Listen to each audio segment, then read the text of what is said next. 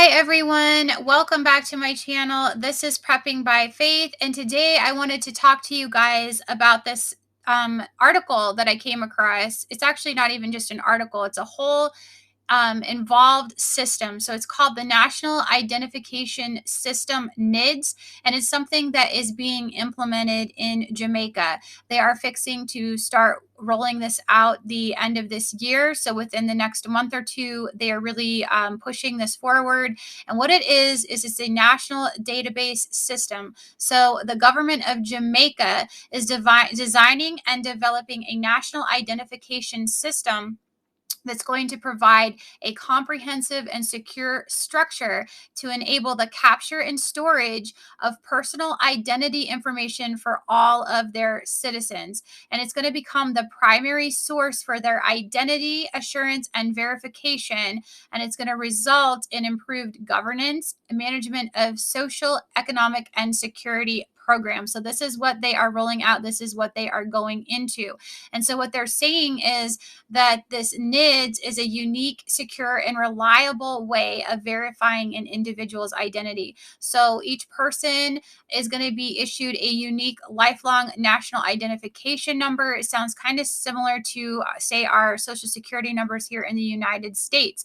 But it says that the NIN is going to be used alongside a multi-purpose card, or it can be uploaded onto smartphones. So the use of this, now listen to this, I think this is really important, is that they're saying that they're going to potentially incorporate biometrics, so fingerprints or retinal scans, is being explored right now as part of this. So this is a copy of a prototype of this smart card and biometric fingerprint system. So they're going to the fingerprint for certain.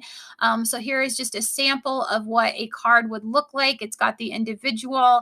It has the symbol on here, which states that the card does have a chip inside of it. It's going to have all of your personal information, the date it was issued. It looks a lot like, say, a driver's license. It's going to have your unique identifier, your signature, your fingerprint, and information that's going to be able to be read automatically on here. So I wanted to bring this up because I think it's really critical, because when we start to see things like this being rolled out, we know that this is not where it's going to end. It is something that is going to be coming to a country near you. So the objectives of this NIDS, the reason they're saying that they're doing this, is because they really want to enhance the efficiency and the effectiveness of these government entities. So before, they didn't really have one sort of number that was being issued. They've had issues where they had different entities issuing different numbers to different people. So they had all of these individuals that were roaming around with multiple identities, which they say was enhancing their ability to assume multiple identities and contribute to illegal activities such as the money laundering, tax evasion, and credit card fraud. So they're really trying to figure out a way to sort of crack down on this, which sounds like a really great idea in theory. But as we know, every time they start to get a hold of more of our identifying information, such as our retinal scans and our fingerprints, that we may not be willing to just hand over, it gives them more opportunities for control. So this is what is going on here. I did want to touch on a few other things. There were some other articles that I came across, recent articles, that are talking about the implementation of this system. So this one here, it says more post offices are to be designated NIDS enrollment centers. So they are working on connecting the postal system with this so that you can just go to your local post office and get enrolled into this system. And they're saying that this is going to be partnering with at least 23 other post offices. It says that this is going to be going into effect, as I stated before, towards the end of this year. The other thing I wanted to bring up is they did say that they are also calling this program that they're rolling out for disabled persons poor disabled persons are to benefit from this through Operation Birthright. This is what they're calling this.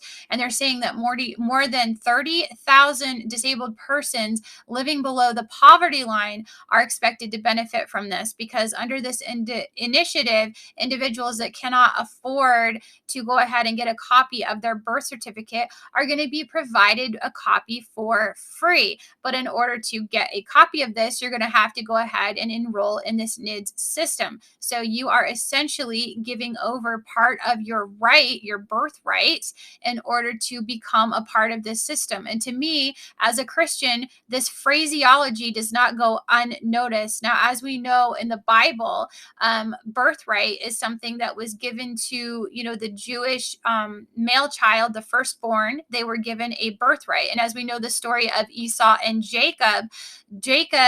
Esau actually sold his birthright for a bowl of food because he was so hungry. He sold that over to Jacob so that Jacob got his birthright. And so when I think of that story and I think of what they're calling this, it really starts to make my eyes open to the understanding that, as a Christian, I believe all this stuff has a lot of spiritual connotation. So I just wanted to throw that out there and give you that little bit of information there. So the other thing is, I started delving into who is funding this, right? So who is funding this program? So they do tell you on their website, how will Nids be financed? And they say that the initial design and development of Nids is funded by a technical cooperation grant from the Inter-American Development Bank. So this Inter-American Development Bank, when you look this up, and I just went ahead and went to Investopedia, it'll tell you what it is. So what is the Inter-American Development Bank? It says it is a cooperative development that was founded in 1959 to accelerate the economic and social development of its Latin American and Caribbean member countries. And it's owned by a total of 48 member countries, including the US and some European nations. So they provide financing in the form of loans and grants. So one of the things that it tells you is the reason that it was created was to basically assist these countries that are, they're not as wealthy nations. So it's to achieve environmentally sustainable economic growth, increase competitiveness, enhance social equity, there's that word again, fight poverty, and modernize the state and foster free trade and regional integration. So these funds that are given, they say that it's the bank lends to its member countries are raised in the bond market. So the bonds are backed by the loans of the IDB makes, which carry the guarantee of capital pledged by the bank's non-borrowing members. So these bonds are these AAA rated bonds that are issued at market rates. And it says this AAA rating helps to keep these borrowing costs lower for these member countries. Now, I wanted to mention here that the US is the IDB's largest shareholder with a 30% stake. So I wanted to point that out. I think it's really important to point that out because I think a lot of us sometimes start thinking that, we have sort of these good actors, these bad actors. And I wanted you guys to be aware of the fact that there really are no good actors remaining. Okay. So, we have this idea, I think, in our heads a lot of times that as, US citizens, we're protected here. We have all of these rights. We're sort of in a safe haven. But I want you guys to understand that the US is actually, our government is heavily involved in this process. They're heavily involved in the development of these programs. And if they are doing this, if they are sort of piloting this program over there in Jamaica, understand that they are not doing this out of the goodness of their hearts, that eventually this sort of thing is going to come to our country, that this is just a pilot program that's being tested. And as soon as they get all of the kinks worked out, they will be bringing it to our country and to other countries of the world. This is a system, a network, as we've stated before, about central bank digital currencies. That is also on the rise. That is going to be in the development stages by mid next year in our country. It's already going into effect in other countries of the world right now. Fully 95% of the world's GDP is being invested in these central bank digital currencies. And I believe this program is going to be a large component of that, because they need a way of having all of us into this system that they can easily track and trace. Eventually, this stuff is going to roll out. It won't just be, a card that is just issued for, each individual nation, or a currency that is for each individual nation. It is going to roll up into one government, one system, one financial system, one world religion. That is the direction we're headed. And we can see this stuff in real time that is rolling out. And you guys need to be aware of this, that this stuff is coming. This isn't something that, was foretold in the Bible as sort of a fictitious story. We're starting to see it play out. And I think it's important that we are aware of this, that we know what's coming. And eventually these cards, they're going to start out with a smart card, but eventually, they're going to come out with a chip, because it's going to be more convenient. They're not going to have to worry about people losing these cards and having to issue new ones. They're going to say that it's safer, because it's going to be harder for people to grab your identity that way, because it's not just on a card that somebody can access and get a hold of. There's all kinds of language that we are going to be headed into, and I thought this was really important to share with you guys.